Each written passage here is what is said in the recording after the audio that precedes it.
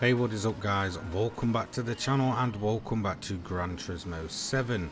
So it does appear that like last month update 1.35 has actually been leaked early, not this time through PlayStation Poland, which update 1.34 was leaked in terms of the trailer early.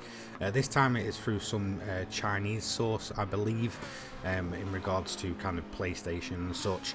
I'm not quite sure who. I believe it is kind of, you know, put into the images you're about to see.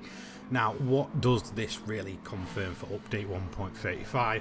And I'm kind of sorry to say, but yeah, not much, and it's not really looking too good. So I'll give you a quick look at kind of what's in the trailer and what it does confirm. So as you can see, I do apologise for the quality, it's just kind of how these images are.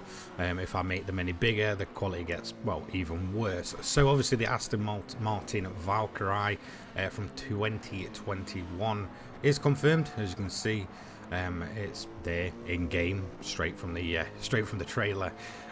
So yeah, it does confirm that all the cars that I was talking about previously were correct. So the next car is going to be obviously the Subaru Impreza, which I will just give you a quick look at now.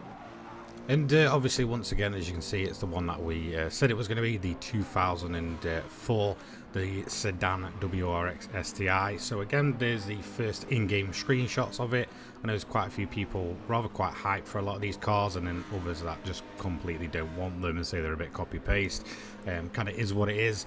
And then obviously the final car that we are obviously going to get confirmed images of is going to be the Evo 3.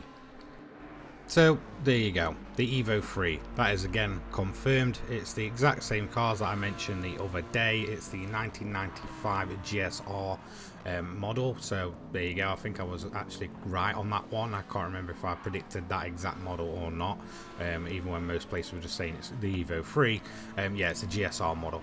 So we do have the cars fully confirmed. You can see them, you know, in game in terms of the images. You know, you can tell it's not real life in its actual Gran Turismo 7 gameplay, the typical style of, you know, putting the bold text with the car kind of running through. But I guess the thing that you're going to probably be wanting to know, is there anything else really in this trailer? No. So you know what that kind of means, you know what I'm about to say. If you've been around for the Gran Turismo 7 trailers for, you know, over a year at this point, that pretty much confirms no new track layouts and no new track once again. I think a lot of people were kind of expecting it. Now, I was thinking more possibly towards the side of Pikes Peak. I think, as we all know now, I believe since 2017, Polyphony have owned the sole rights for Pikes Peak. Obviously, they do sponsor all of the events. If you ever see anything going off at Pikes Peak, you will quite often see the Gran Turismo banner across the windshield of the cars, and, you know, all the different types of vehicles. Now, seeing the Evo 3 and the Impreza and kind of their road going, you know, rally heritage essentially, it would have seemed a very good fit. Although it's not, you know, a straight up Pikes Peak machine, it would seem to kind of make sense that would have got some kind of dirt track, considering two of these cars are essentially road going versions of very, very popular rally cars.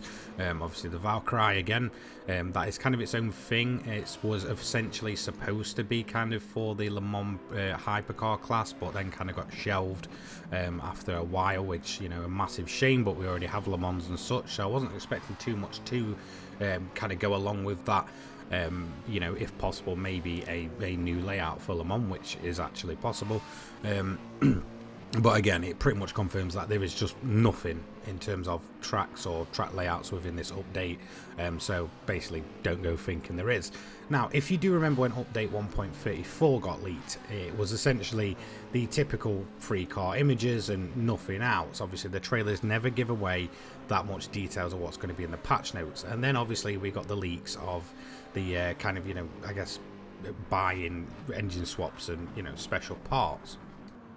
Now, obviously, it kind of is possible that this stuff could still happen, you know, in terms of something amazing could be in those patch notes. Obviously, we won't know unless either the patch notes gets leaked early, in which case I'll obviously let you guys know as soon as possible, or we just kind of have to wait till the morning as usual for Thursday to actually go through the patch notes and see what's in them.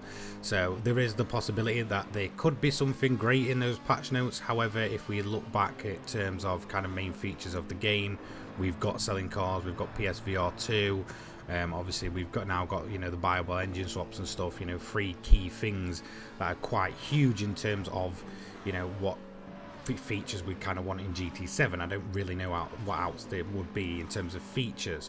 Now, it could end up being a massively jam-packed event-filled update, but again, just with how Polyphony can be, I'm very much doubtful. Does it mean I'm kind of losing hope in GT7 and, you know, kind of how it's updated and really if there's anything to this game at the minute? In a way, yeah. I think this is another reason why kind of my updates and, you know, videos and stuff have kind of slowed down, because it is pretty poor and a bit dire at the minute. It's very kind of akin to what we had around summer last year, where the updates were kind of just very weak and there wasn't really too much to them. It does seem like the common, I guess, theme with these updates is that people are thinking, yeah, okay, we'll jump on for another couple of hours and that'll be kind of it until the next month or until the next big thing comes to GT7. And it does seem very much like it was, you know, kind of this time last year, where a lot of people were starting to feel like that and started doing that. And I wholeheartedly agree. You know, this game is just dying out for so much, and they're just really, it's just not getting the treatment that it genuinely deserves currently. Once again, this does seem like a second period of that, that we're kind of just not getting that content. It's great that we've got everything we need in there and the foundations of this game is excellent, but the content and the fresh new things is just really not there. There's a lot untouched in this game, and it's something that I've spoke to a lot of people about, is in terms of like mission challenges and stuff. We've not had any since the 1 hour ones got put in. There's a lot of things where Polyphony could really pad the content out of this game, but it's almost like they don't want to. So probably expect the typical 5-lap sprints and then maybe a half an hour race, if that. If we're lucky, it'll probably be maybe a 10-15 lap race, something like the last couple of updates. So in terms of events content, I wouldn't hold your breath. If there is anything amazing in those patch notes, I will kind of, you know, take note of it, and I will mention it tomorrow morning. So yes, update 1.35 did leak early. It's not looking like great news, so don't get yourself hyped for a new track or any new layouts. In terms of content, we'll know once the patch notes either get leaked or, you know, the patch notes come tomorrow morning, which I will be there all day to obviously cover update 1.35 for you guys. I'll see you all later on. Have a fantastic day. If you do want to support me for getting this stuff out early to you guys, feel free to head over to my Patreon in the description down below. It is massively appreciated, or feel free to become a channel member. I'll see you later on, guys. Peace.